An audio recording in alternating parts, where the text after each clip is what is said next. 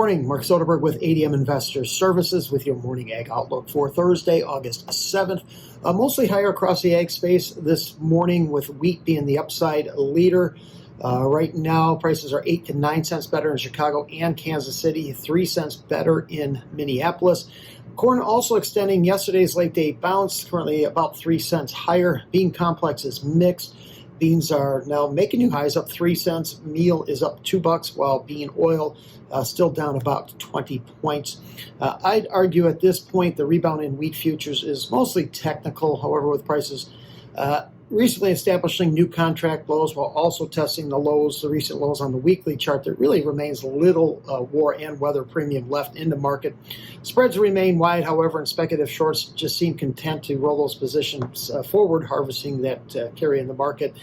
President Trump is expected to meet with both Russian leader Putin and Ukraine President Zelensky soon, hopefully to they get some sort of a peace plan going for the war, which is now stretching into its third and a half year.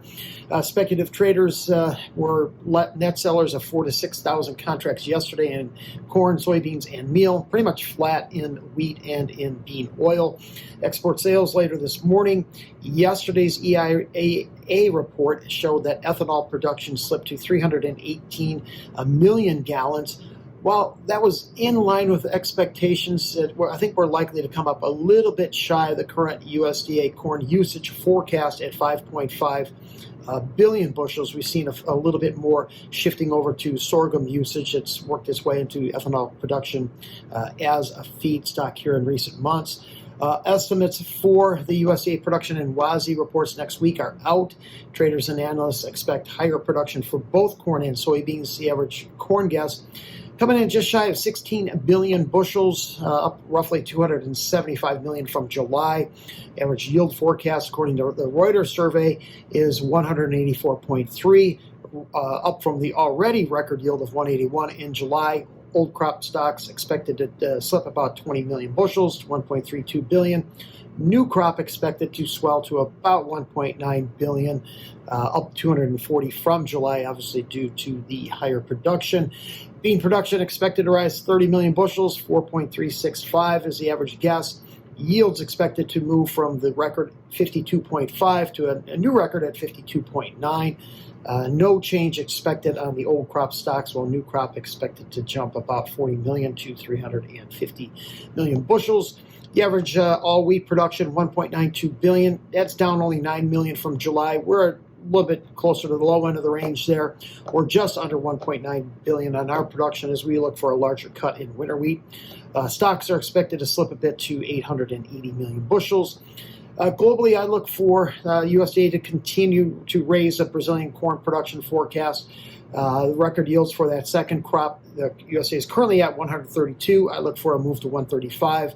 Several private estimates still right around that 140 million metric ton level, one even as high as 150. So I would look for much of the added supplies in Brazil to be used domestically as their ethanol production continues to expand. I'd also look for a slightly higher bean number, up to 1 million metric tons, up to 170. Bulls got to take some comfort in D's corn rejecting trade below $4 yesterday.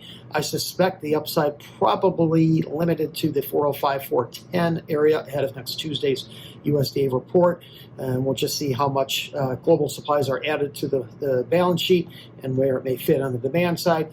Inside trade for beans overnight. Need to start seeing some pickup in new crop demand as markets were becoming increasingly sensitive to trade talks with China.